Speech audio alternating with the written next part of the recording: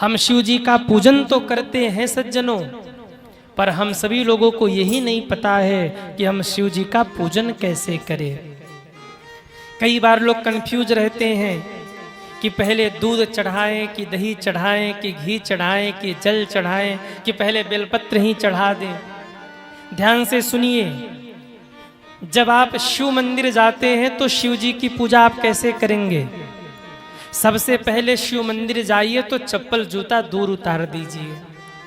शिव जी के सामने जाते समय पहले घंटा बजाइए। क्यों? आजकल घर में घंटी लगी होती है, किसी के घर में जाइए तो घंटी बजा के जाइए, सामने वाले को पता लगे कोई आया है। घंटा क्या है? घंटी है, महादेव को सूचना है बाबा आपका भक्त आया है, बाबा जागृत हो जाते हैं। घंटा बजाइए, नंदी जी को प्रणाम करते शिवलिंग के पास जाइए, शिव मंदिर में प्रवेश करिए, पूजन की सामग्री रखिए और भाव से पहले बाबा को प्रणाम करिए। प्रणाम करने के बाद सबसे पहले आपको महादेव को जल चढ़ाना है। जल चढ़ाने के बाद फिर बाबा को दूध चढ़ाइए और दूध चढ़ाने के बाद फिर बाबा को जल चढ़ाइए। ये शिव पूजन का विधान है।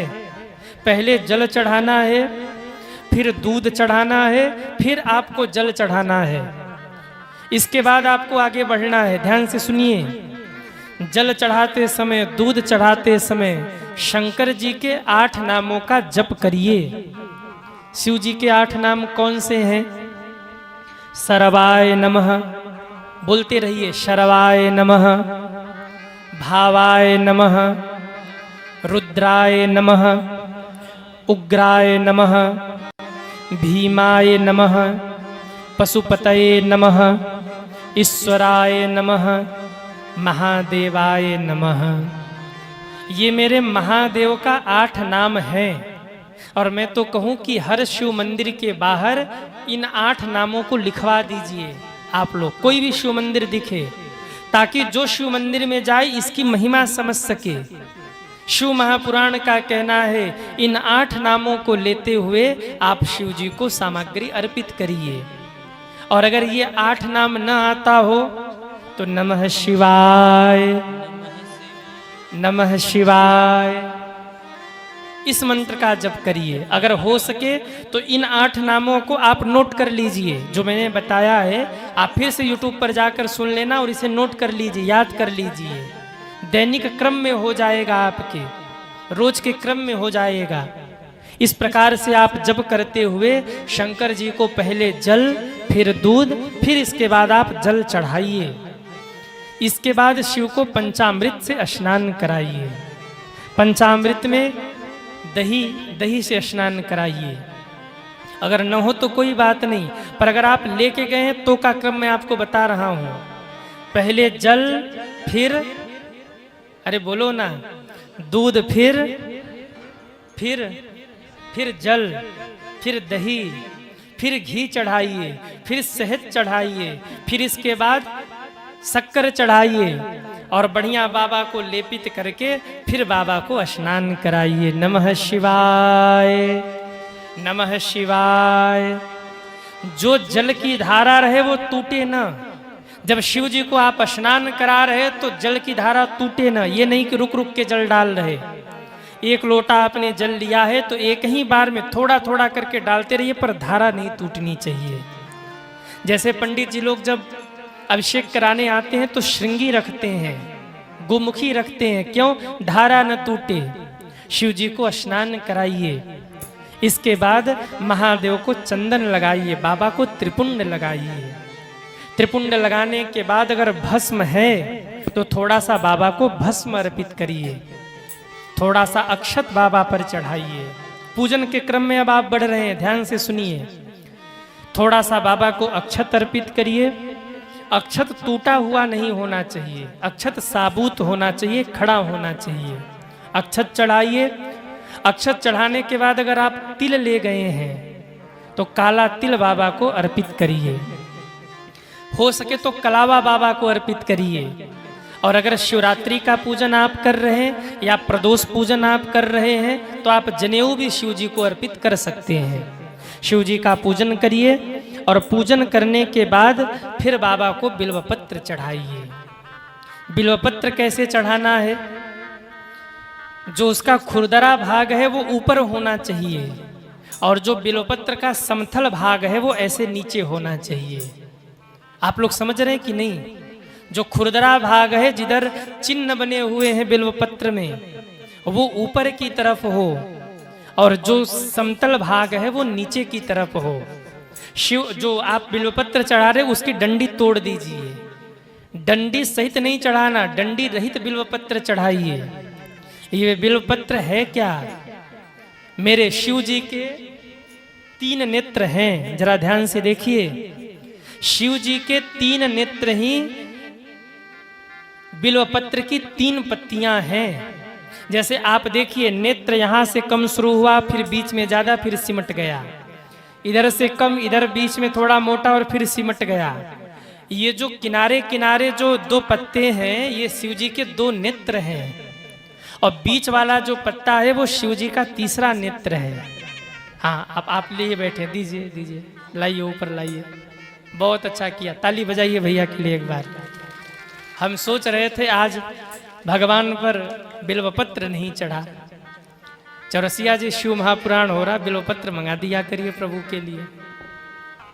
ये वाला जो भाग है आप इसको दर्शन करिए और शिव जी के नेत्र का दर्शन करिए।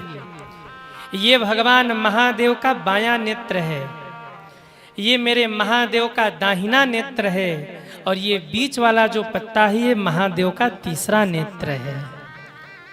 ये त्रिनेत्र है महादेव का।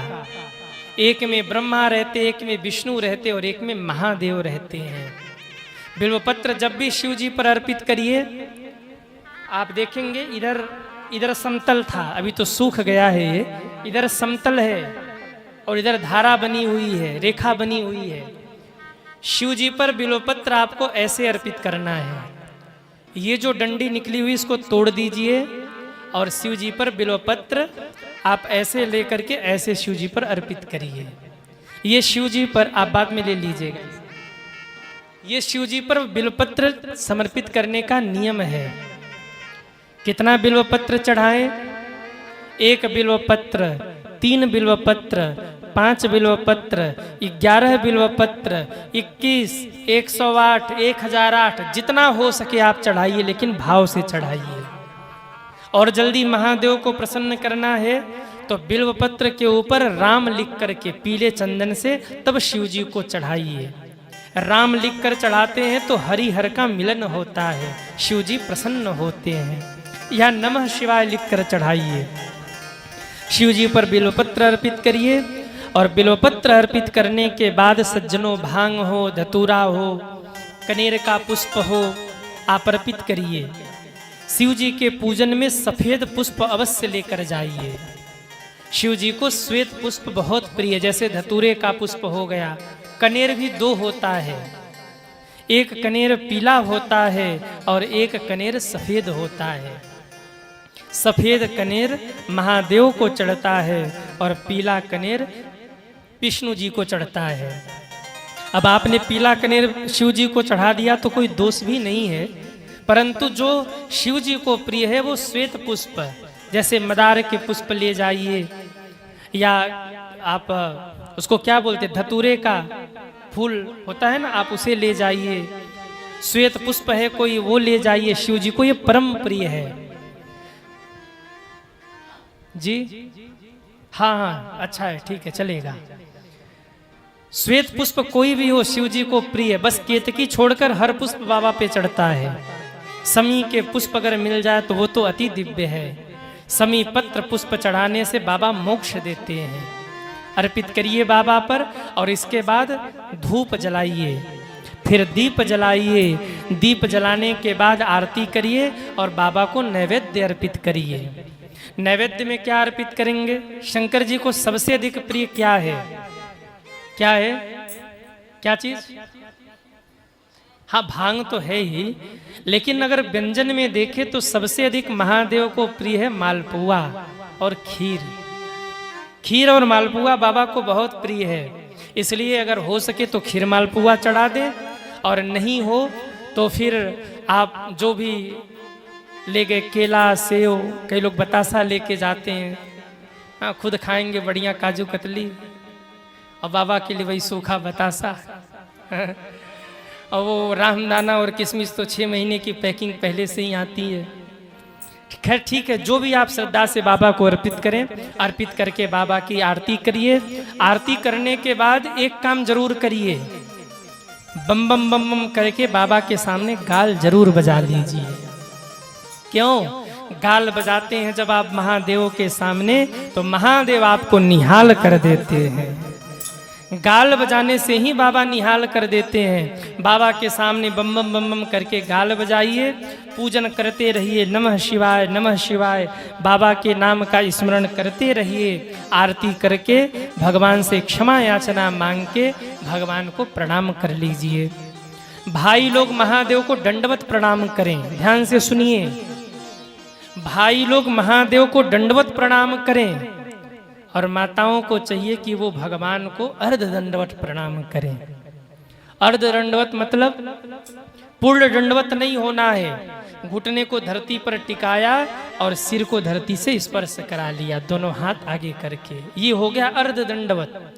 माताओं को कभी पूर्ण दंडवत नहीं करना चाहिए, और भाइयों को पूर्ण दंडवत करने का अधिकार है। दंडवत मतलब मान लो ये डंडा है, ठीक है, इसको ये है तो किताब, लेकिन आप समझ लो ये डंडा है। अब मेरे पास है नहीं मैं बता देता। मान लो ये डंडा है और भगवान के सामने गए, अब इस डंडे को गिरा दीजिए, ये है दंडवत। डंडे के भांति भगवान के चरणों में गिर जाना ही दंडवत कहा जाता है। पाहीनाथ पाहीनाथ कह के भाव विभोर हो के जब आप प्रभु के चरणों में गिरते हैं, महादेव कहते अरे मेरा भगत आया है, मुझे दंडवत करता है, उठा के हृदय से लगा लेते हैं। बाबा बड़े कृपालु हैं, भांग चढ़ाइए, धतूरा चढ़ाइए, दुर्वा चढ़ाइए, बाबा प्रसन्न हो जाते हैं। हमारे यहाँ तो गाते भी हैं काशी में, भांग के चढ़ाने से भव बंध दूर करे, भांग के चढ़ाने से भव बंध दूर करे, भांग के चढ़ाने से भव बंध दूर करे, भांग के चढ़ाने से भव बंध दूर करे, दुर्वा चढ़ाने से दुविधा नाश होता है, दुर्वा चढ़ाने से दुविधा नष्ट होते हैं, दूध के चढ़ाने से दुख न को नाश करे, दूध के चढ़ाने से दुख न को नाश करे, अक्षत चढ़ाने से अच्छे लोग देते हैं, अक्षत चढ़ाने से अच्छे लोग देते हैं, और कुछ नहीं है, गाल के बजाने से निहाल कर देते हैं, गाल के बजाने से निहाल कर देते हैं, गाल के बजाने से निहाल कर देते हैं, गाल के बजाने से निहाल कर देते हैं, गाल के बजाने से निहाल कर देते हैं, गाल के बजाने से निहाल कर देते हैं। हर हर महादेव, हर हर महादेव, हर हर महादेव, हर हर महादेव, हर हर महादेव, हर हर महादेव। बोलिए शंकर भगवान की जय हो। कितने लोगों को लक्ष्मी जी चाहिए वो हाथ उठाएं। कितने लोग चाहते कि लक्ष्मी जी खूब कृपा करें, हाथ उठाओ। कई लोग हैं मन मन भावे मूड हिलावे, मन में हो रहा कि मिल जाए, और बस अगर नहीं उठाएंगे। अगर लक्ष्मी जी चाहिए तो शिव जी पर कमल पुष्प अर्पित करिए, लक्ष्मी की कृपा होगी। घी से अभिषेक करने से शिव जी विद्वान बनाते हैं, कमल पुष्प अर्पित करने से रोग की निवृत्ति होती है। पूरी दुनिया पर विजय प्राप्त करना है, आप चाहते हैं कि आपको कोई जीत न पाए, 1 करोड़ पुष्प से आप शिव जी का पूजन कर लीजिए, पूरी दुनिया में आपको कोई जीत नहीं पाएगा। आप बिना राजा बने ही सम्राट बनेंगे। आप जहां खड़े होंगे लोग अपने आप रास्ता छोड़ देंगे, भाई इससे मत भिड़ो, इससे मत, ये विजेता है, ये पराजय नहीं होगा, ये कभी हारेगा नहीं। जहां आप खड़े हो जाएंगे, चाहे विद्वत्ता के रूप में हो, चाहे धन के रूप में हो, जिस भी रूप में आप जहां खड़े होंगे, कोई आपके सामने खड़े होने वाला